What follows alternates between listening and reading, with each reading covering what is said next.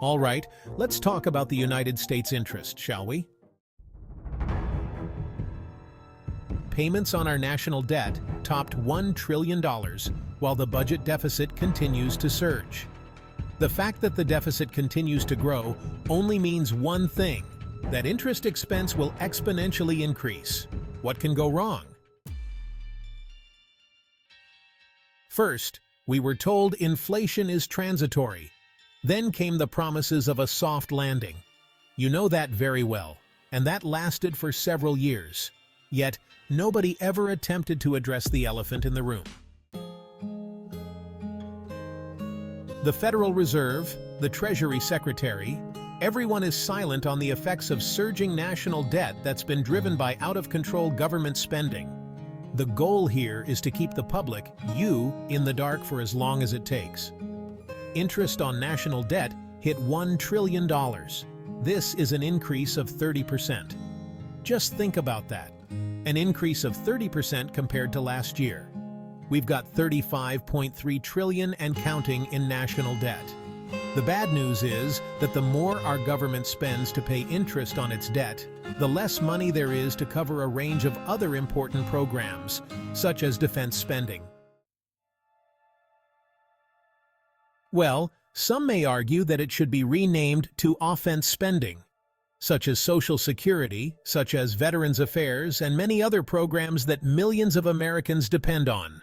This is precisely how this dilemma will affect an average American and has already affected. At this time, the federal interest expense on interest alone exceeds Medicaid federal spending on Veterans Affairs.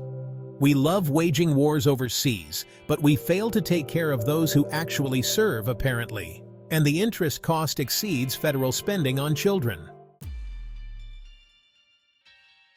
But the worst of all is that as the wall of debt continues to grow, and by the way, the government adds about $1 trillion every 100 days to its national debt.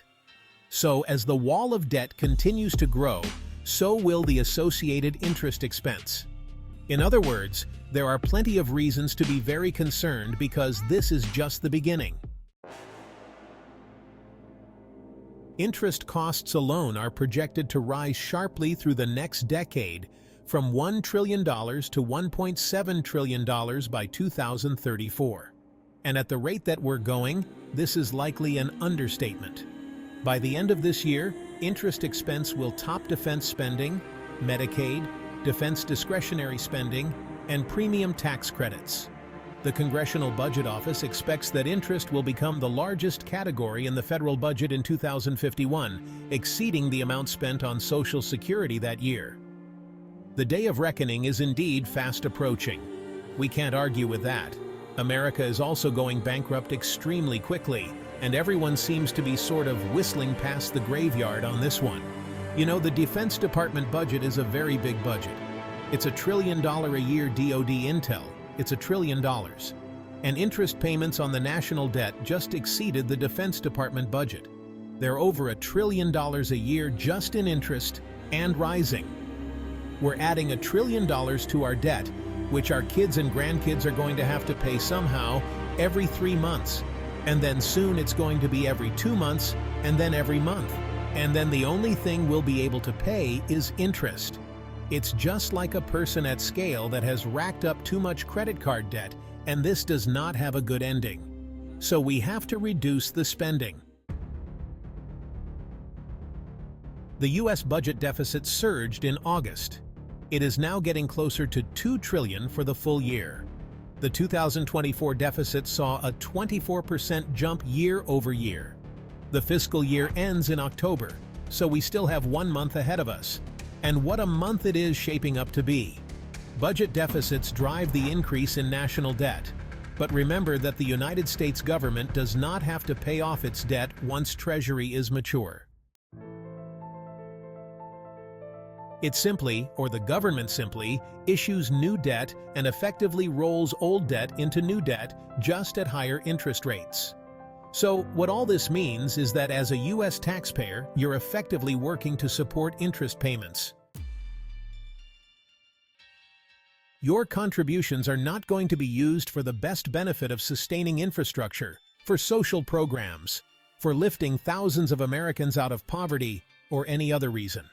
The allocated funds for those programs in the federal budget will decline because paying creditors always comes first. Forget about new roads. Forget about new hospitals. Forget about schools. The U.S. creditors will have to be paid no matter what. This is why it is so important to understand that this is already happening now. It is not something that we will have to deal with 10 or 20 years from now. Be very, very careful with what you invest in right now.